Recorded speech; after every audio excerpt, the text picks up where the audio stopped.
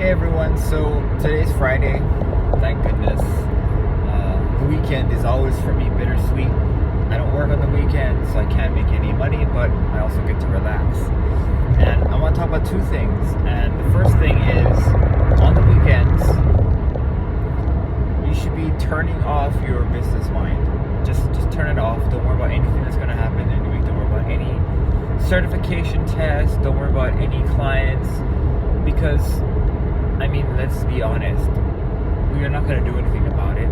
And as one of my favorite Harry Potter characters, Newt Scamander from Fantastic Beasts, says, why worry? You suffer twice. So many of us, like myself, will be worried all the time.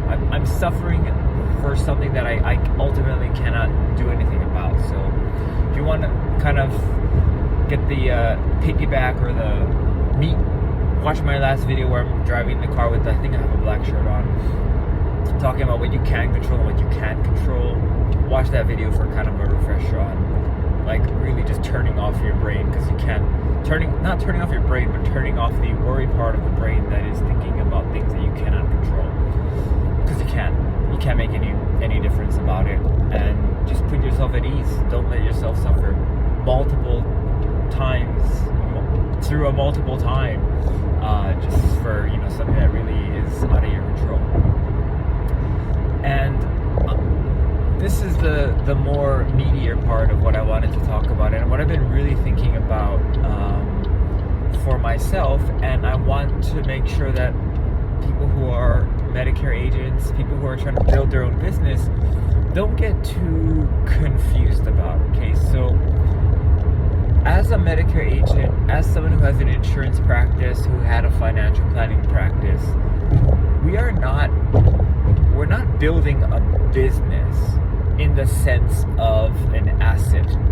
We are literally building a job, right? We're building a job for ourselves, where we can be our own boss, where we can make our own hours, where we can do it our own way. But it's not a business in the sense of, if I step out of here, the business can work without me. That's not true. I still need to be here doing my job in the business in order for this business to just run, right? If I disappeared, my clients would go somewhere else because I'm not here anymore. So I haven't built myself a business, I've built myself a job. And what I kind of wanted to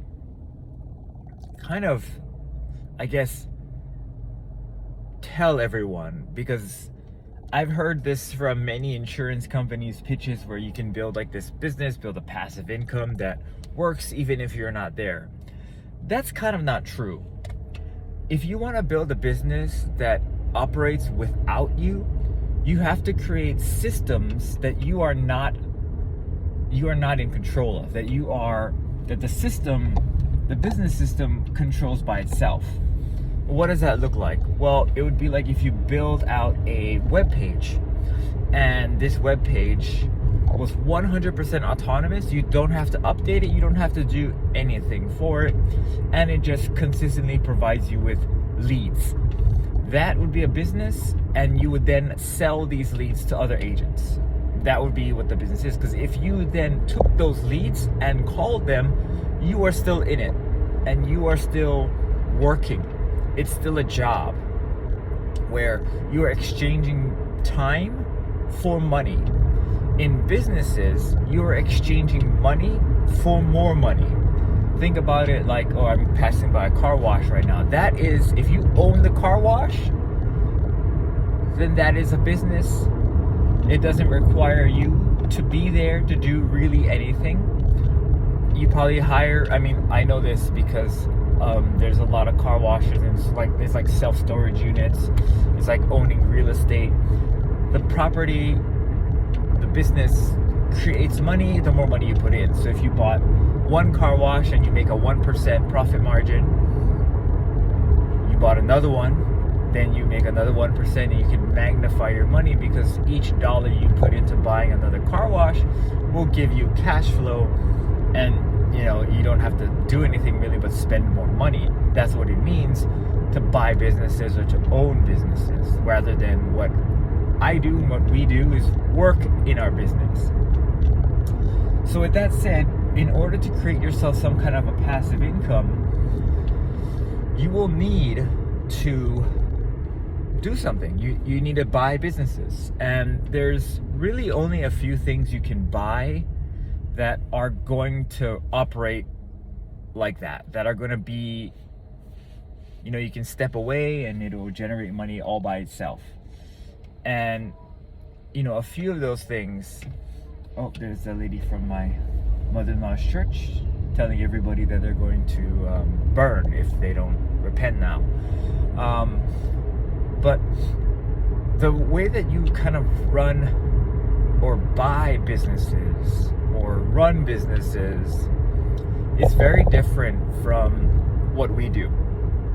And I'm gonna have courses that I will be teaching on Skillshare and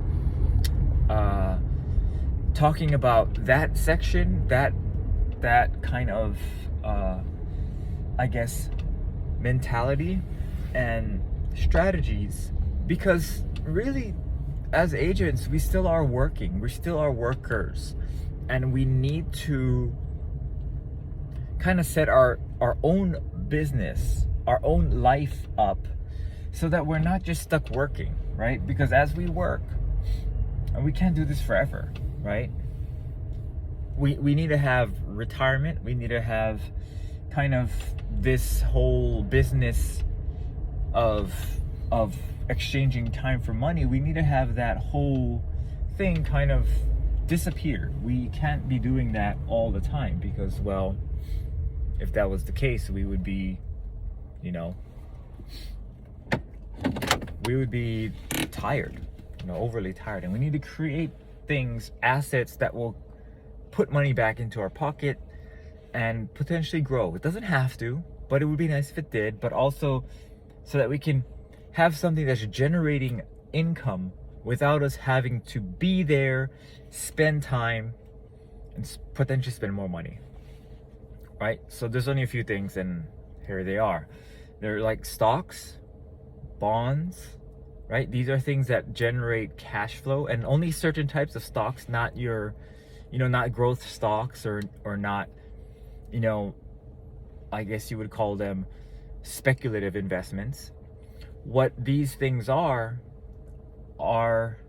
businesses that would generate income for you, and all you have to do is buy them, put money into them. Another thing you could do is buy real estate, right? Not your own home, because your own home is not an asset, it's a liability. You have to pay money or else they kick you out, right? You want real estate that will provide you with cash flow or income while the mortgage is being paid for by said asset, said rental, right? Another thing you could do is you could set up your own business. Like, some people will set up things that would generate income, like they write blogs, or you could have, if you were an influencer, you could create videos or posts, and then those posts would have ways to generate income, so that you don't have to spend more time. You're spending time once, and then you build something that is going to generate income forever, right? For example, I have videos that I talk about certain membership programs, like for dental, that will generate revenue, because when people go to it, they watch my video, they want to purchase that membership program, they'll go purchase it. It requires no more investment from me. So I spent time in this case. Instead of money, I made the video. The video has everything that the client would need to sign up, and then they go ahead and sign up, and then that's a business in itself. It's a small micro business, but it's a business in itself, because it's an asset that I own, that I set up, that perpetually, I don't know, into the future, perpetuity creates income for me without me having to do anything else. I could market it more, but I don't. And if I did, that'd be working, right? That'd be exchanging again time for money. And that's what we have to kind of realize, is that anytime we have to exchange time for money, we are working. It's a job. We can't just disappear and it will function. Yeah, for once, I guess you could say that if we sold an insurance policy, we don't have to service the client anymore. But we are at risk for losing that client. So a business would be something that keeps the client there without us being there. And here is the stock example. I love Coca-Cola. Diet Coke, Coke Zero. I love to drink those. I'm probably gonna buy Coke at this Walmart. I own probably my biggest position in my stock portfolio right now is Coca-Cola. I have a lot of Coca-Cola and I have a lot of Occidental Petroleum. These are companies that have large cash flow, large cash reserves in a very good business. Right? I own the stock. The stock pays a dividend. It's small. It's like 3% for Coca-Cola, and I think like just around 2% for Occidental. But I don't need to do anything to get the dividend. I don't have to do anything at all. And I probably will never sell those companies because I believe in their business model. Occidental Petroleum has a really good hold on the oil, gas. I myself am not in ESG. I'm not one of those people who need to invest only in environmentally, socially conscious, and like socially conscious governance. I believe that the business will do what's best for the business, and that is ultimately the reason why people buy businesses, right? As much as I am a socially, I try to be as socially impartial and care about the environment. I know that a lot of the companies who are ESG only use it for that brand. They're not actually doing anything environmentally, socially to warrant any kind of like whatever. Like, I believe if our collective consciousness wanted us to do something better, then these businesses who are poised to be very, very, I guess, influential, they too would change. And we've seen that, at least if you follow the stock market as I do. You've seen a lot of these energy companies who are primarily in oil.